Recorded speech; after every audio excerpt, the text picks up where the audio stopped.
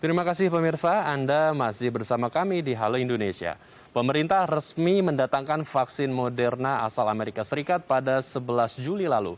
Rencananya vaksin ini akan diberikan untuk upaya perlindungan bagi tenaga medis dan warga yang belum menerima vaksin. Vaksin ini dinilai cukup efektif dalam membentuk antibodi untuk menangkal varian Delta. Di tengah angka lonjakan kasus COVID-19, pemerintah mendatangkan vaksin Moderna ke tanah air.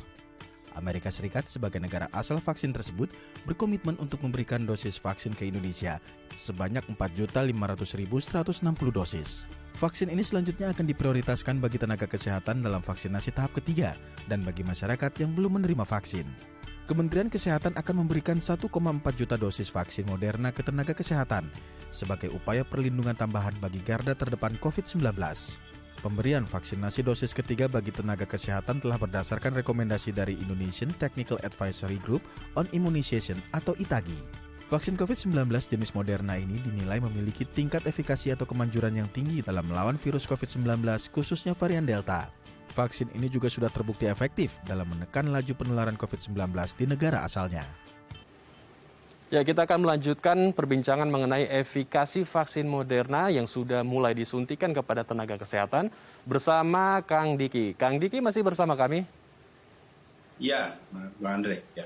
Baik, ini pembahasannya menarik sekali mengenai vaksin Moderna karena sudah datang ke Indonesia dan sudah mulai disuntikan kepada tenaga medis. Namun, saat ini yang sudah disuntikan, vaksin yang disuntikan kepada masyarakat luas adalah vaksin Sinovac yang tingkat efikasinya itu lebih rendah, 65%. Sedangkan vaksin Moderna ini 94%. Lalu apa yang sudah dilakukan pemerintah sebelumnya? Apakah ini berdampak cukup besar dalam penanganan pandemi COVID-19? Penanganan kita saat ini, Kang Diki. Ya, tentu vaksin Sinovac tetap punya peran penting ya. Dan karena setiap vaksin COVID-19 yang diberikan termasuk dalam hal ini Sinovac, Sinopharm, AstraZeneca, ya. Sekarang ada lagi misalnya Moderna. Itu semua memenuhi standar minimal dari efikasi yang diterapkan WHO yaitu 50%. Namun yang harus dilihat bahwa standar ini dihitung atau diukur pada saat itu berbasis pada varian yang lampau ya, yang sebelum muncul varian Delta yang luar biasa mengancam kesehatan ini.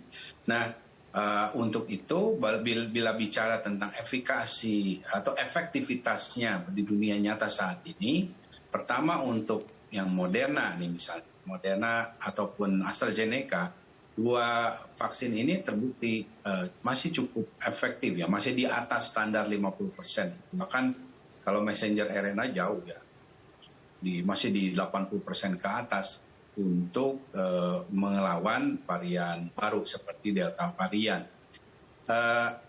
Namun AstraZeneca agak kurang di bawah itu di atas, tapi masih di atas 60%-an. Nah, namun catatannya adalah bahwa vaksin-vaksin yang efektif melawan Delta varian ini itu harus berbeda dengan varian sebelum, harus sudah 2 kali diberikan. Jadi kalau cuma 1 kali, ya enggak. Dan 2 kali pun harus 2 minggu pasca penyuntikan. Nah, ini yang berbedanya dengan varian sebelumnya. Kalau varian sebelumnya, asal sudah divaksin 1 kali pun punya proteksi. Nah sekarang kalau bicara Delta varian, yang 2 kali pun itu pun masih ada kemungkinan terinfeksi yang disebut dengan breakthrough infection, tapi dengan messenger RNA dan AstraZeneca bahkan sebagian kecil dari Sinovac ini juga masih terlindungi supaya tidak menjadi parah atau menjadi fatal kematian. Nah, kalau bicara Sinovac ya dan Sinopharm, ini sayangnya kita belum punya data terkait efektivitas mereka di dunia nyata terhadap varian Delta ini. Nah, kalau sebelumnya jauh di atas 50% efikasinya terhadap varian yang berkembang saat itu, nah saat ini sebetulnya sangat harus diukur berapa persen terhadap varian Delta. Gitu. Tapi yang jelas nggak mungkin kalau 0% itu enggak. Karena data sementara walaupun kita tahu dari sebagian yang terinfeksi di tenaga kesehatan, itu terinfeksinya setelah 6 bulan. Ya. Setelah 6 bulan dan juga terkesan kurang efektif terhadap Delta varian. Tapi toh sebagian besar tetap terlindungi, tetap memiliki efek perlindungan. Nah ini artinya pesan pentingnya adalah dua, bahwa ya mereka harus ada booster ya, dengan dipilih vaksin yang memiliki efikasi tinggi seperti messenger RNA, mau Moderna maupun Pfizer. Bahkan kalaupun dengan AstraZeneca sebetulnya juga nggak masalah. Nah kedua, ini menunjukkan bahwa ya vaksin bukan segala-galanya, dan kita nggak bisa dalam melawan varian baru-baru ini, bahkan yang nanti yang potensinya ada lagi yang lebih super daripada Delta varian, itu harus kombinasi ya. Nggak bisa hanya mengandalkan vaksin, di mana ya kalau bicara proteksi vaksin, efikasi itu bukan hanya dalam mencegah infeksi atau terinfeksi, tapi mencegah penularan. Mencegah penularan ini yang masih tanda tanya untuk sebagian besar vaksin COVID saat ini, karena belum ada datanya. Dan itulah sebabnya kenapa ya 3T penting, ya 5M penting, ya ditambah vaksinasi. Baik, kalau kita berbicara mengenai booster, tadi Kang Diki sempat mengungkapkan ada semacam menjadi imun booster bagi orang yang sudah disuntikan oleh vaksin yang efikasinya tinggi, salah satunya adalah Moderna. Ya. Nah, dalam waktu dekat atau bahkan sudah saat ini disuntikan vaksin Moderna ke tenaga-tenaga medis yang menjadi garda terdepan yang menangani pandemi COVID-19. Apakah ini bisa menjadi senjata atau amunisi yang benar-benar kuat untuk menangani varian Delta yang saat ini tingkat penularannya begitu masif? Ya, tentunya yang harus dicapai nanti bukan hanya boosternya untuk tenaga kesehatan ini, tapi juga nanti suntikan keduanya. Karena tetap tidak bisa hanya mengandalkan misalnya booster terhadap Sinovac, kemudian Modernanya 1 kali. Tetap harus Modernanya nanti harus 2 kali. Jadi dengan jeda 21 harian itu. Nah ini yang nanti akan meningkatkan proteksinya.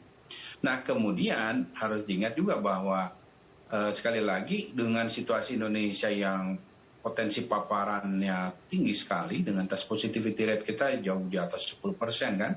Nah, maka tenaga kesehatan atau pekerja pelayan publik ini dalam posisi tetap sangat rawan, sehingga vaksin tentu diberikan, APD ya, alat perlindungan diri juga diberikan, dijamin kualitasnya yang bagus, kemudian juga ya karena ini dipengaruhi oleh juga potensi paparan dari masyarakat atau prevalensinya, maka aspek strategi 3T dan 5M-nya ya tetap juga harus dimaksimalkan, karena kalau tidak ya nggak berhenti-berhenti.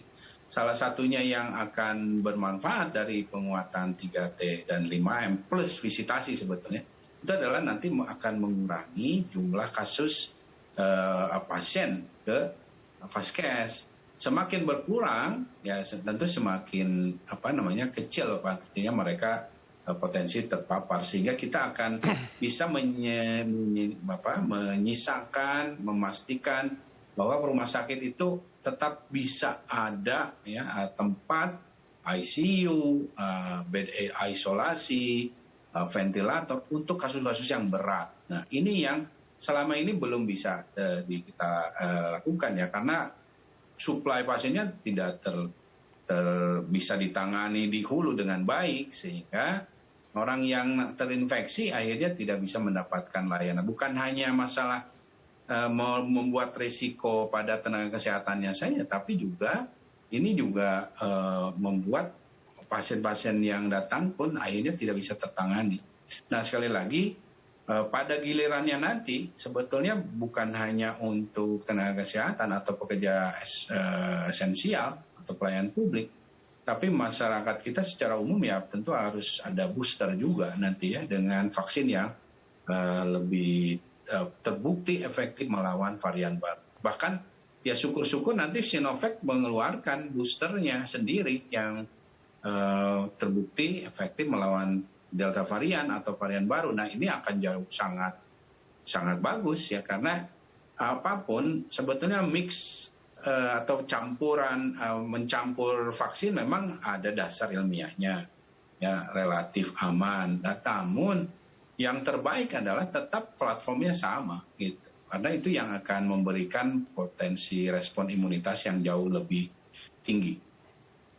Baik, jadi kita harapkan vaksin-vaksin dengan efikasi yang tinggi juga hadir kembali, datang kembali ke Indonesia.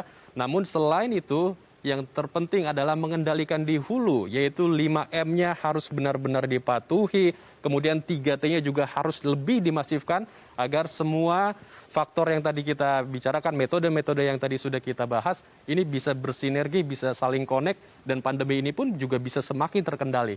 Baik, terima kasih Kang Diki untuk waktu dan informasinya telah bergabung bersama kami di Halo Indonesia. Selamat siang. Selamat siang. Baik pemirsa, usai jeda kami akan menghadirkan informasi menarik dan inspiratif lainnya. Tetap bersama kami di Halo Indonesia.